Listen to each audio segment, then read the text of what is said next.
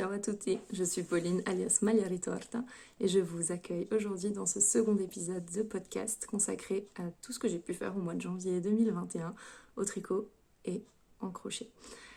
Avant de commencer, il faut absolument que je vous remercie tous, toutes d'être venus sur la chaîne, de vous être abonnés, d'avoir pris du temps pour commenter, pour mettre des pouces en l'air. Je sais que beaucoup d'entre vous sont arrivés grâce au podcast d'Emma Tricolibri qui a été adorable dans ses propos et dans ses petits clins d'œil dans son dernier podcast à mon encontre. Donc merci évidemment à elle si elle passe sur la chaîne. Je lui ai déjà écrit pour la remercier, mais elle m'a filé un coup de pouce incroyable en parlant de moi et en me parrainant comme elle l'a si gentiment dit dans son dernier épisode. Donc merci pour l'accueil que vous m'avez réservé et merci pour toutes les gentilles choses que vous m'avez dites. Et je prends en considération tout ce qui a été dit. Sachez d'ailleurs que plusieurs m'ont demandé le patron du pull universel là, à faire avec toutes les tailles de laine en top down. J'ai retrouvé l'article de blog où j'avais trouvé ce patron, donc je vais vous le mettre en lien en dessous, comme ça vous pourrez aller voir. C'est totalement adaptable, hein. Il faut le prendre vraiment comme une base sur laquelle travailler pour ensuite rajouter des motifs, pourquoi pas en faire aussi des gilets. Libre à vous d'en faire ce que vous voulez après. Moi je vous mets le lien dans la description. On va démarrer le podcast après tous ces remerciements par le seul projet que j'ai fait pour moi ce mois-ci, qui est dans ma boîte de bas, une super jolie boîte que j'ai achetée chez Emma, H-E-M-A, cette fois-ci. Les chaussettes de janvier. Si je vous les montre à l'endroit, c'est mieux. Ce sont les Laid Edges de Kylie McPherson. Bien sûr, je vous montre la première chaussette, celle qui a plein de défauts en premier. À moins que ce ne soit celle-là, je ne sais plus. Je vais la reconnaître après, vous allez voir pourquoi. C'est un patron gratuit qu'on trouve sur Ravelry, qui est très bien fait, très bien expliqué, et qui est donc fait pour faire des chaussettes qui ne sont pas en fingering, qui sont en sport. Et ça tombait bien parce que la laine que j'utilisais, la cache wool de chez Katia, dont je vous ai parlé à la fin du dernier épisode, elle est quand même plus épaisse qu'une fingering, et que j'avais le bon échantillon pour les faire avec les aiguilles que j'avais sous la main et tout ça. Donc, je regarde juste mes notes, oui, j'ai fait la taille 2, j'ai monté 52 mailles, on part des côtes, j'ai fait un German Twisted Custom pour la première fois de ma vie avec le tuto de Knit Spirit, c'était super bien expliqué, donc il n'y a pas eu de souci.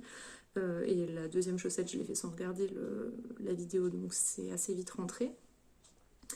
On fait ce super chouette motif de torsade qui se fait sur très peu de mailles, qui se fait sans aiguille à torsade, qui est super facile à faire. En fait, c'est une maille allongée. Je ne sais pas si vous voyez, ce sont des mailles allongées qu'on ramène vers le centre à chaque fois. Donc on fait toute la tige. On fait un talon. Voilà, ça c'est la première chaussette. Vous allez voir comment je l'ai fait pour la reconnaître. On fait un talon double avec un motif œil de perdrix. Voilà. On fait le pied et 5 cm avant la fin de la longueur du pied, on fait des diminutions pour faire des orteils, voilà, comme ça, avec un grafting au bout. Pour le talon, comme c'était la première fois que je faisais ce type de talon, j'ai regardé la vidéo de Claude Tricot qui explique très bien la construction du talon. Alors, pas que ce soit mal expliqué dans le patron, au contraire, en fait c'est très clair.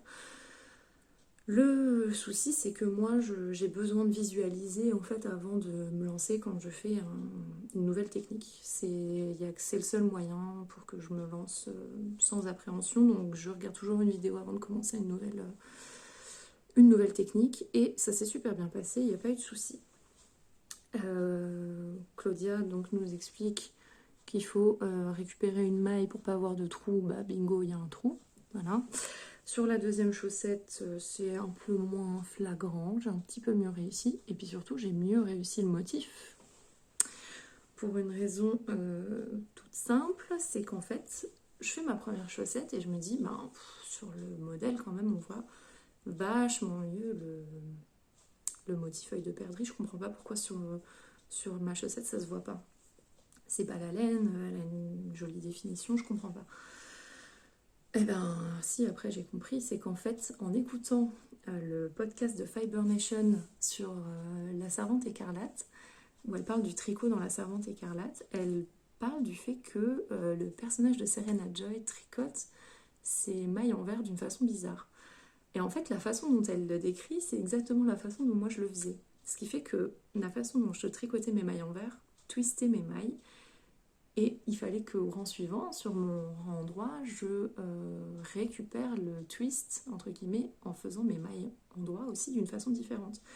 Ce qui fait que pendant quasiment 10 ans, j'ai mal fait mes mailles en verre, j'ai mal fait mes mailles en doigt. Ça m'a pas empêché de tricoter, mais il a fallu que je me rééduque, entre guillemets, pour réussir à faire l'œil de perdrix correctement sur ma deuxième chaussette. Donc c'était super de faire ces chaussettes parce que j'ai appris le German Twisted Caston, le talon double, à refaire mes mailles en droit et mes mailles en verre correctement. Donc super. Et puis aussi, j'espère que je l'ai sous la main, oui, ça a été l'occasion d'utiliser pour la première fois ma règle à chaussettes. Parce que je voulais être sûre de bien m'arrêter au bon endroit pour faire les orteils. Et donc j'ai utilisé la règle à chaussettes de Julie, de la marque Apollonie.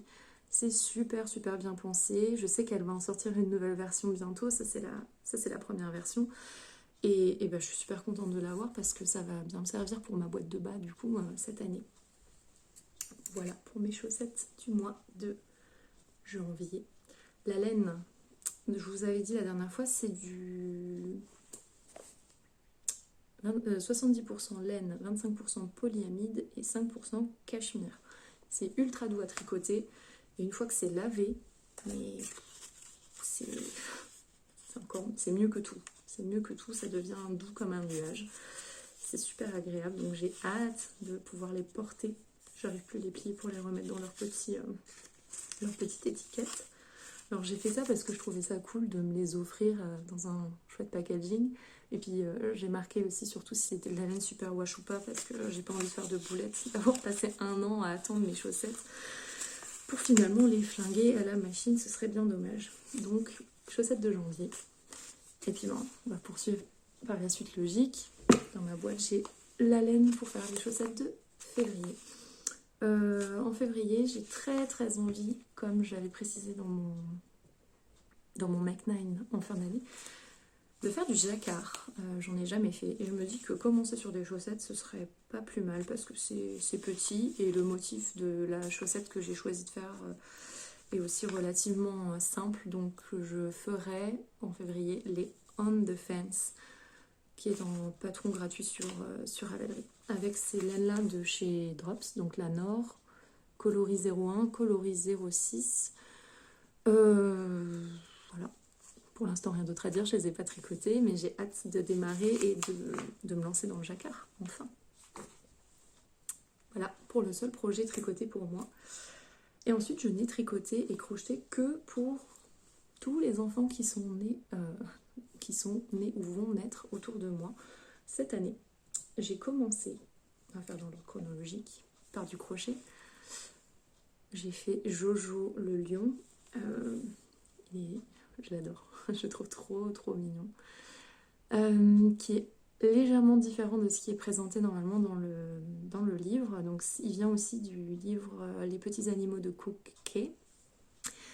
Et dans le livre, elle le présente en fait avec un pantalon à rayures, pas de collerette et 7 morceaux, 7 triangles comme ça de crinière multicolores. Donc moi j'ai préféré des couleurs plus neutres et me lâcher un peu sur la couleur de la salopette, que je voulais pas faire à rayures parce que je sais faire du jacquard en crochet, mais je préférais uni, tout simplement.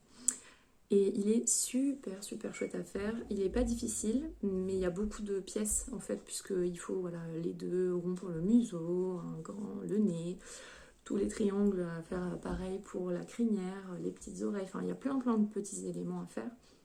Donc c'est un projet qui peut être un petit peu long, mais qui, à mon avis, n'est pas difficile à faire.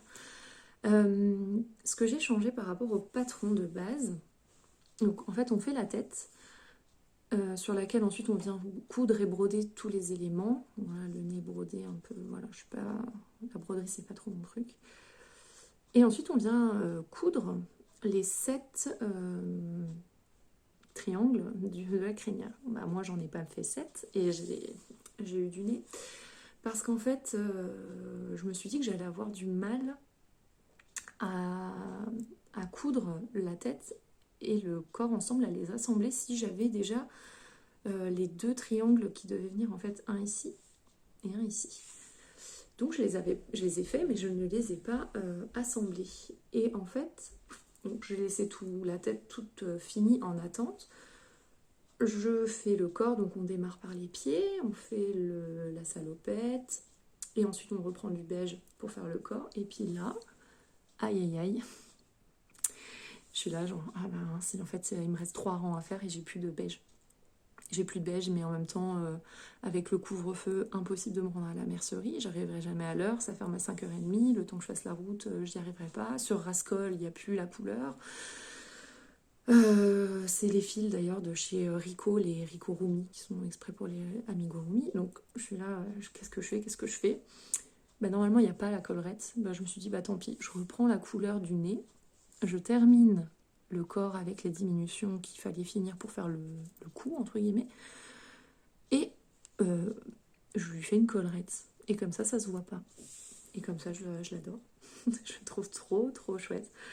Et ouais, je trouve pas que ça choque. Et du coup, bah, heureusement que j'ai pas mis mes 2 triangles là de couleur caramel là, parce que sinon, je n'aurais jamais pu assembler la tête et le corps correctement. J'y serais pas arrivée, ou alors il aurait fallu que je bataille avec mon aiguille pour tout assembler.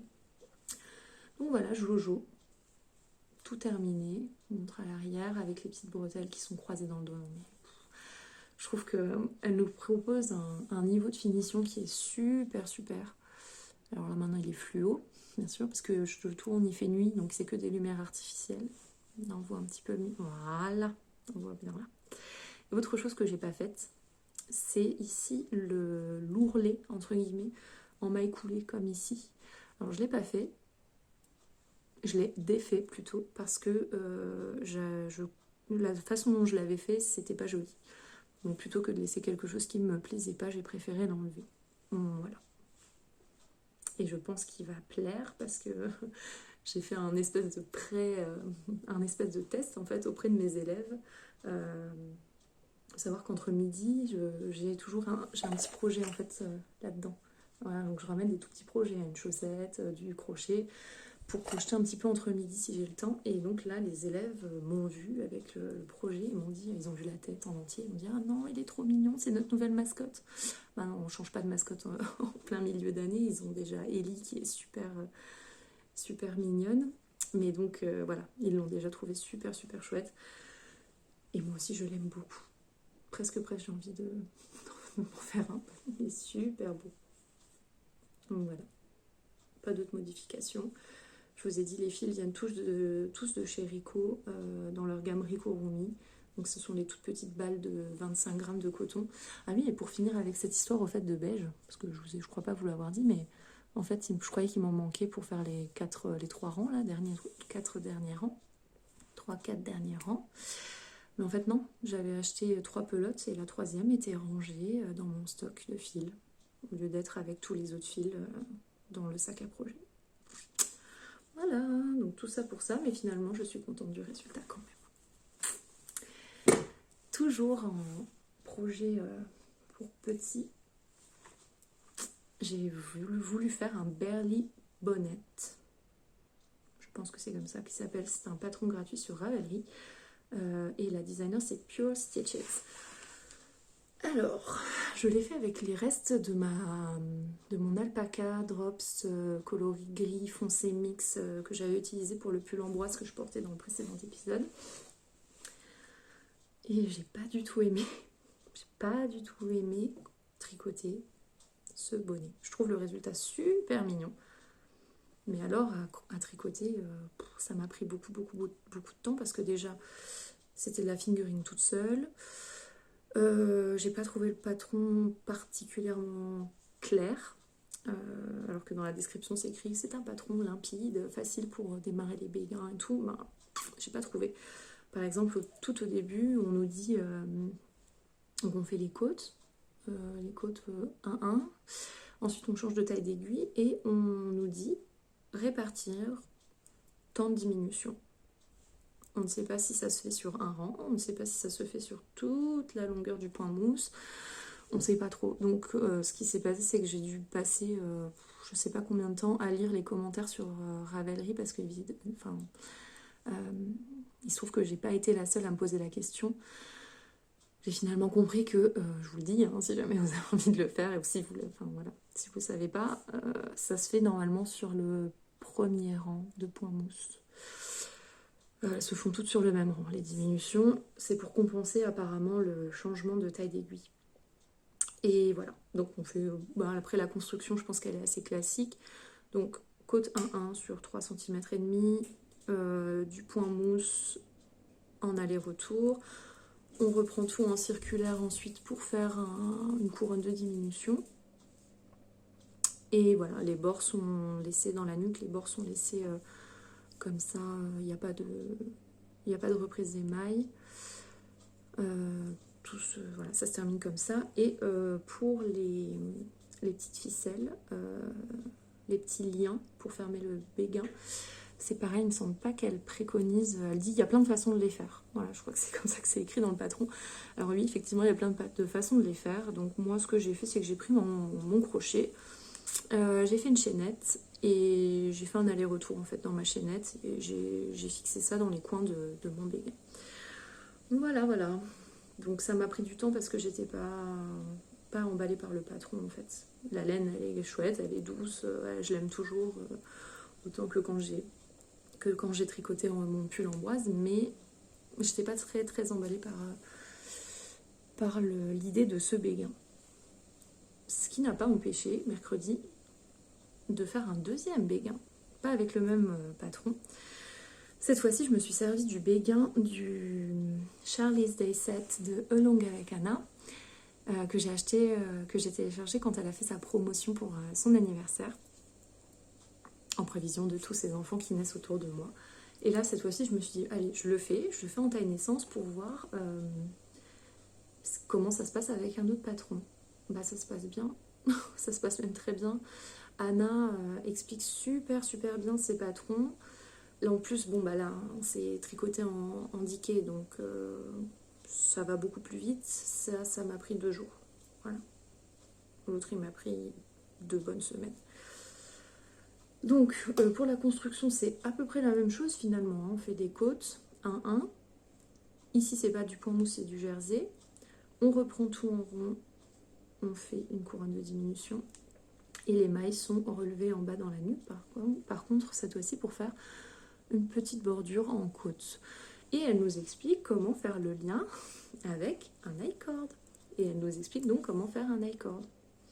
Donc moi qui n'en avais jamais fait, j'étais très très contente d'apprendre quelque chose de nouveau. Voilà. Je vais vous parler des fils rapidement. Cette couleur là, caramel, un peu pâle. J'adore.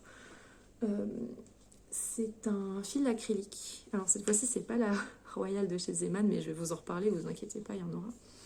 C'est un fil qui vient d'une marque que je ne connaissais pas, qui est la seule pelote de cette couleur que j'ai trouvée à Metz.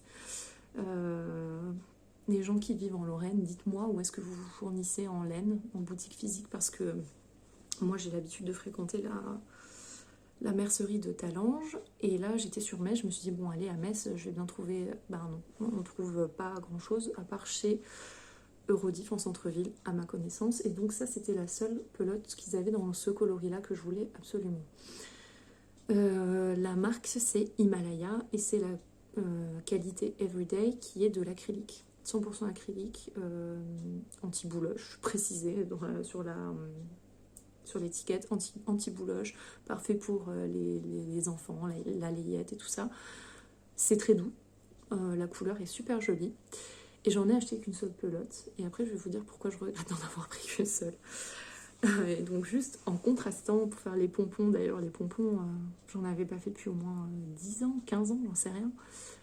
Très très chouette à faire. Les petits pompons et la corde ont été faits avec de la Royale de chez Zeman, voilà, en coloris et cru. Donc lui je l'adore par contre, je le trouve trop mignon. En plus il est tout rikiki, je trouve ça super mignon.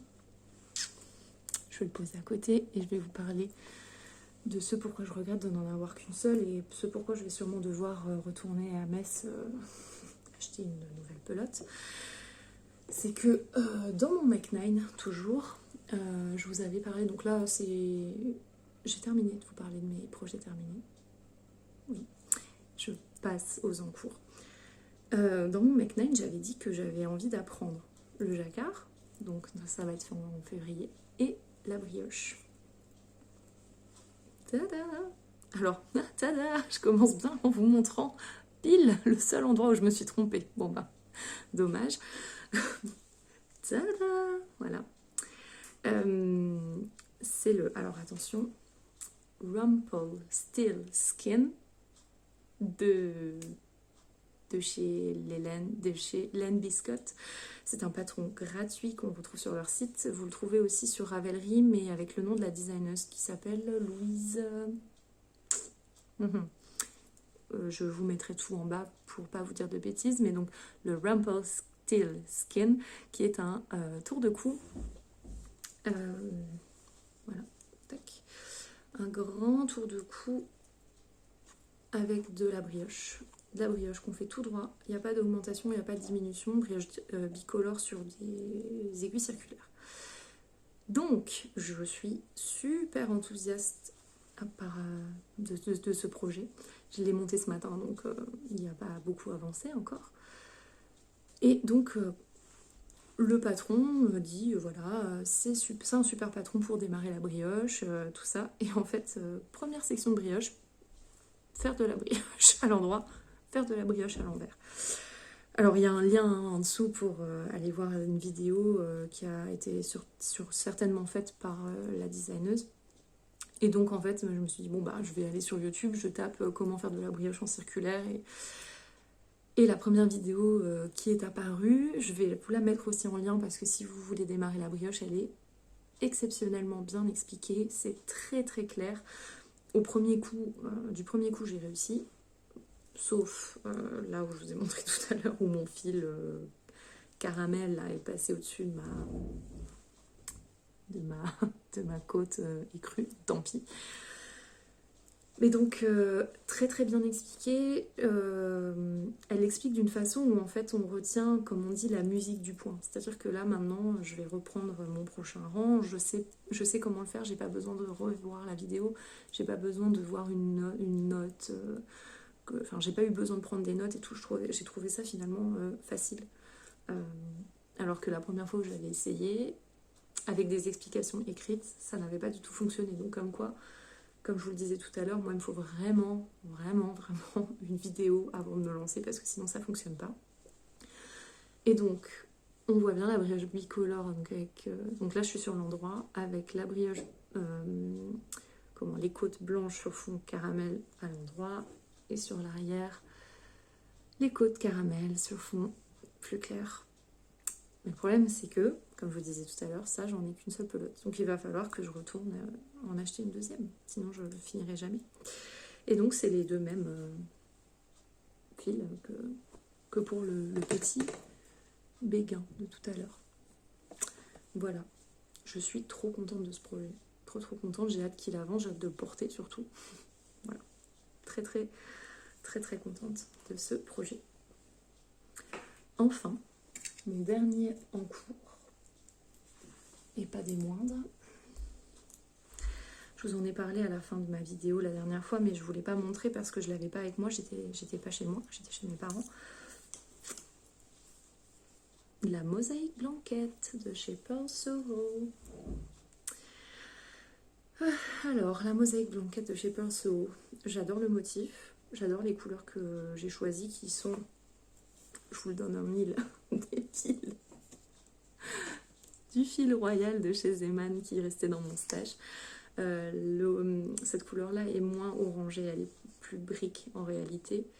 Et c'est une couleur qui ne fond plus. Donc je vais continuer la couverture jusqu'à ce que j'arrive au bout de ma laine. Mais voilà, pour l'instant j'en suis là. J'ai recommencé à la tricoter seulement cette semaine. Et j'avais mis un petit marqueur pour voir un peu mes progrès. Parce que sinon j'ai l'impression que j'avance pas. En fait j'avance mais tout doucement. Parce que les rangs sont quand même longs. Elle fait 1 mètre. Donc c'est un peu long à faire. C'est pas difficile, heureusement. Les répétitions sont faciles à retenir. Je le fais pas sans regarder le diagramme. Hein. Je suis bien sûr le diagramme de mosaïque qui est là dans le patron.